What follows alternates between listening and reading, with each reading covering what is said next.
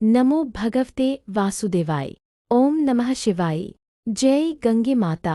प्रिय भक्तजनों, आज हम आप सभी का स्वागत करते हैं पवित्र माघ मास कथा के द्वितीय अध्याय में। माघ मास स्वयं भगवान का स्वरूप है। यह मास तप, त्याग, स्नान, दान और भक्ति का श्रेष्ठ काल माना गया है। शास्त्रों में कहा गया है, माघे स्नानन महापुण्यन दानन मोक्षप्रदायकम। जो मनुष्य माघ मास में श्रद्धा और नियम से जीवन व्यतीत करता है, उसके समस्त पाप नष्ट हो जाते हैं और भगवान उसकी आत्मा को अपने चरणों में स्थान देते हैं। आइए शांत मन से इस पावन कथा को सुने। ऋषि बोले, हे राजन, पिछले अध्याय में आपने माघ मास की महिमा सुनी। अब मैं आपको बताता हूँ कि माघ मास में नियमों का पालन करने से जीव को कौन कौन से दिव्य फल प्राप्त होते हैं। माघ मास का महत्व। माघ मास में गंगा, यमुना, सरस्वती, नर्मदा, गोदावरी सभी नदियां स्वयं पवित्रता का रूप धारण कर लेती हैं। देवता स्वयं प्रातःकाल गंगा तट पर आते हैं।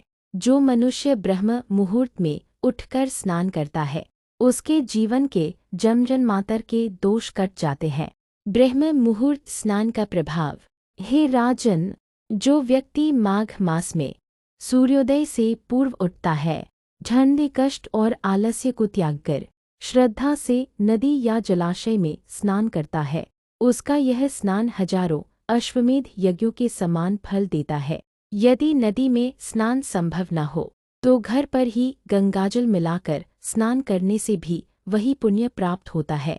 माघ मास के नियम। ऋषि बोले, हे नृपश्रेष्ठ, माघ मास में कुछ नियम बताए गए हैं।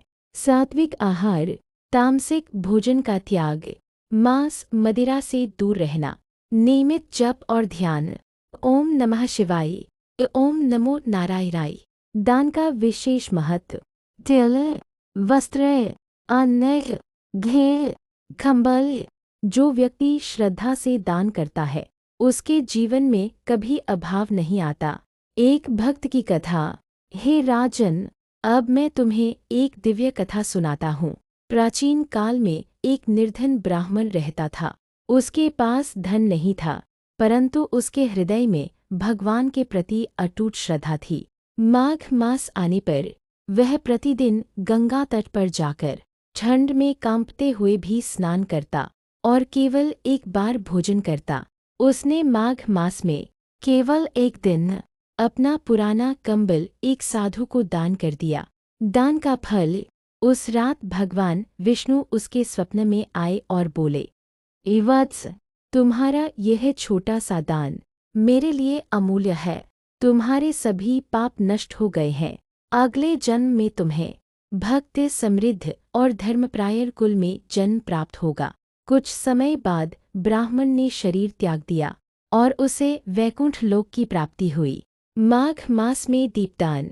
ऋषि बोले, हे राजन, माघ मास में दीपदान का भी विशेष महत्व है। जो व्यक्ति संध्या समय घी या तेल का दीपक जलाकर नदी तट, मंदिर या तुलसी के पास रखता है, उसके जीवन का अंधकार समाप्त हो जाता है।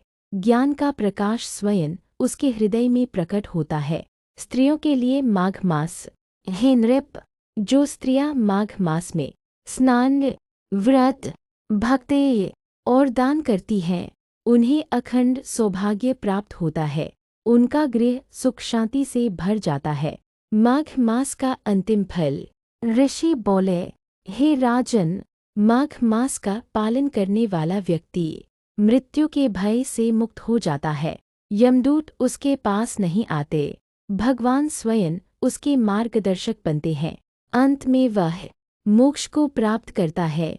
प्रिय भक्तजनों, माघ मास केवल एक महीना नहीं, यह आत्मा को शुद्ध करने का दिव्य अवसर है। यदि हम पूर्ण नियम न भी कर सकेंगे तो भी श्रद्धा, भक्ति और सच्चा मन भगवान को अवश्य प्रिय होता है। आइए इस माघ मास में संकल्प ले, बुरा न सोचें, बुरा न बोलें और यथाशक्ति दान करें। गंगे च यमुने चैव गोदावरी सरस्वती नर्मदे सिंधु कावेरी जलेस्मिन् सन्निधि कुरु। जय गंगे माता। जय श्री हरि। हर हर महादेव। यदि आपको यह कथा पसंद आई हो तो लाइक, शेयर और सब्सक्राइब अवश्य करें। कमेंट में जय गंगे माता लिखना न भूलें।